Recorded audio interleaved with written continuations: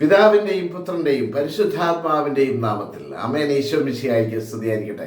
സുഖല്ലേ? ദൈവം അനുഗ്രഹിക്കട്ടെ. നിങ്ങൾക്ക് വേണ്ടി പ്രത്യേകം പ്രാർത്ഥിക്കുന്നു. ഇന്ന് തിങ്കളാഴ്ചയാണ്, ജൂലൈ മാസം 6-ാം തീയതി.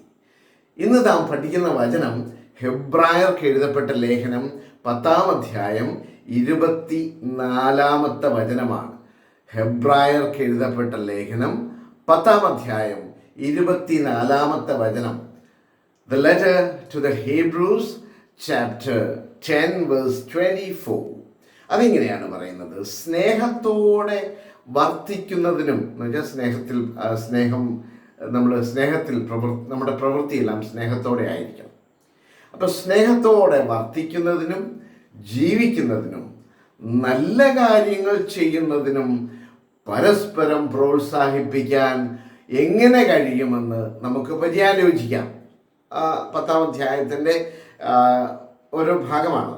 അപ്പോൾ അത് ഇങ്ങനെയാണ് പറയുന്നത്: സ്നേഹത്തോടെ വർത്തിക്കുന്നതിനും ജീവിക്കുന്നതിനും നല്ല കാര്യങ്ങൾ ചെയ്യുന്നതിനും പരസ്പരം പ്രോത്സാഹിപ്പിക്കാൻ എങ്ങനെ കഴിയുമെന്ന് നമുക്ക് പര്യാലോചിക്കാം. Let us consider how to provoke one another to love and do and good deeds. Let us consider how to provoke one another to love and good deeds. നല്ല കാര്യങ്ങൾ ചെയ്യുന്നതിന് എങ്ങനെ, നന്മ പ്രവർത്തിക്കാനായിട്ട്, സ്നേഹിക്കാനായിട്ട് എങ്ങനെ കഴിയുമെന്ന് നമുക്ക് പര്യാലോചിക്കാം. ഞാനിങ്ങനെ അതുമായി ബന്ധപ്പെട്ട ഒരു വചനം, ഒരു ഭാഗം കത്തോലിക്ക സഭയുടെ മതബോധന ഗ്രന്ഥത്തിൽ തപ്പിയപ്പം വിവാഹം എന്ന കുദാശയുടെ 1604-ാമത്തെ ഖണ്ഡികയിൽ ഇങ്ങനെ പറഞ്ഞു വെച്ചിട്ടുണ്ട്: സ്നേഹം മൂലമാണ് മനുഷ്യനെ ദൈവം സൃഷ്ടിച്ചത്. അതായത് സ്നേഹം മൂലം മനുഷ്യനെ സൃഷ്ടിച്ച ദൈവം സ്നേഹത്തിലേക്ക് അവനെ വിളിക്കുന്നു. നമ്മുടെ ഉള്ളിൽ സ്നേഹം ഇൻബിൽറ്റാണ്. The love, the concept of love is inbuilt in us. നമ്മുടെ ഉള്ളിൽ അത് ഇൻബിൽറ്റ് ചെയ്യപ്പെട്ടിരിക്കുന്നതാണ്. സ്നേഹം മൂലം മനുഷ്യനെ സൃഷ്ടിച്ച ദൈവം സ്നേഹത്തിലേക്ക് അവനെ വിളിക്കുന്നു. ഏത് മനുഷ്യ വ്യക്തിയുടെയും മൗലികവും സഹജവുമായ വിളിയാണത്.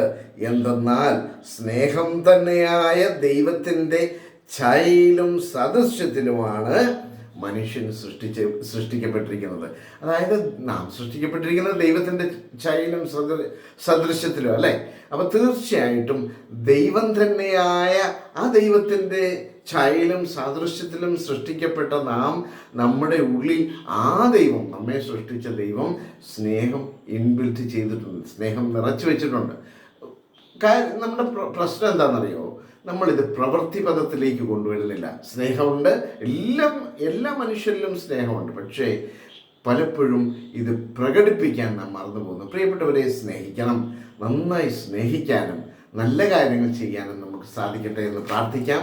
ദൈവം ഇന്ന് നിങ്ങളെ സമൃദ്ധമായിട്ട് അനുഗ്രഹിക്കട്ടെ. പ്രിയപ്പെട്ടവരെ, ഇന്ന് പ്രത്യേകം ഓർക്കുക, ഇന്ന് തിങ്കളാഴ്ചയായിരിക്കുമ്പോൾ നന്മ പ്രവർത്തിക്കാൻ, സ്നേഹത്തോടെ നല്ല കാര്യങ്ങൾ ചെയ്യാൻ നമുക്ക് സാധിക്കട്ടെ.